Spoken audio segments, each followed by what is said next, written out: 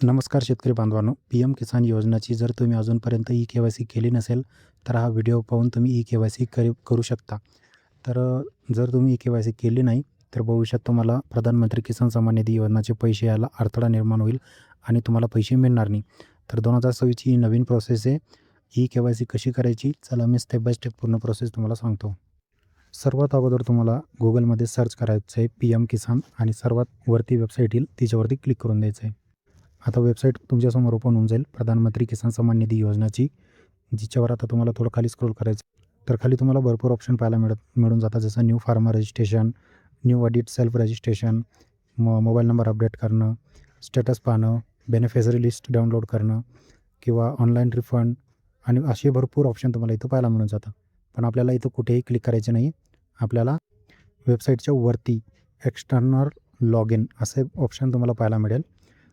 भगव्या कलरचं बटन दिसेल, त्याच्यावरती क्लिक करून द्यायचं आहे. आता इथं CSC लॉग इन असं एक बटन तुम्हाला पाहायला मिळेल, त्याच्यावरती क्लिक करून द्यायचं आहे. आता मित्रांनो, याच्यापुढे तुम्हाला तुमच्याकडे CSC सेंटरची ID आणि पासवर्ड असणं गरजेचं आहे.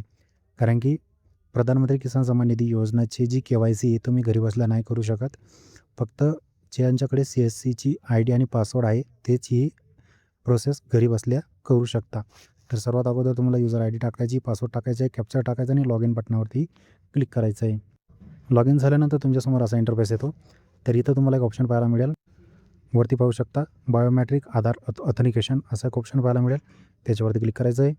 त्याच्यानंतर तुम्हाला खाली आधार नंबर टाकायचा आहे, कोणाचा? शेतकऱ्याचा. त्याच्यानंतर BDKB असा एक कॅप्चर तुम्हाला पाहायला मिळेल.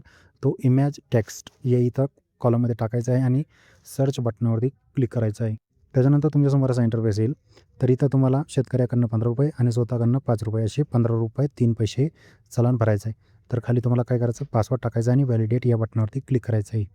व्हॅलिडेट बटनावरती क्लिक केल्यानंतर तुम्हाला वॉलेटचा जो पिन आहे तो टाकायचा आहे आणि पे करून द्यायचं आहे. चलन भरल्यानंतर तुमच्यासमोर असा इंटरफेस येतो. इथं तुम्हाला एंटर आधार रजिस्टर्ड मोबाईल नंबर टाकायचा आहे. ठीक आहे. तर इथं तुम्हाला मोबाईल नंबर टाकायचा आहे. या ठिकाणी तुम्हाला मोबाईल नंबर टाकायचा आहे आणि इथं गेट OTP या बटनावरती क्लिक करून द्यायचं आहे. आता OTP आल्यानंतर तुम्हाला काय करायचं आहे?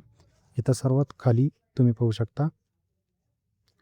इथं तुम्हाला खाली तो मोबाईल नंबरवर आलेली OTP टाकायची आणि इथं टिक करायची आणि सबमिट OTP या बटनावरती क्लिक करून द्यायचं आहे. त्याच्यानंतर तुम्हाला KYC करण्यासाठी 4 ऑप्शन येऊन जातात.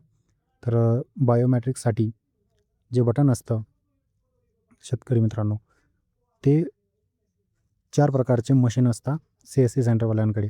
तर कॅप्चर फॉर ई-के-वाय-सी, त्याच्यानंतर capture for eKYC by Morpho device आणि कॅप्चर फॉर ई-के-वाय-सी बाय आर्देक डिव्हाइस आणि सगळ्यात खाली येतो मंत्राचं.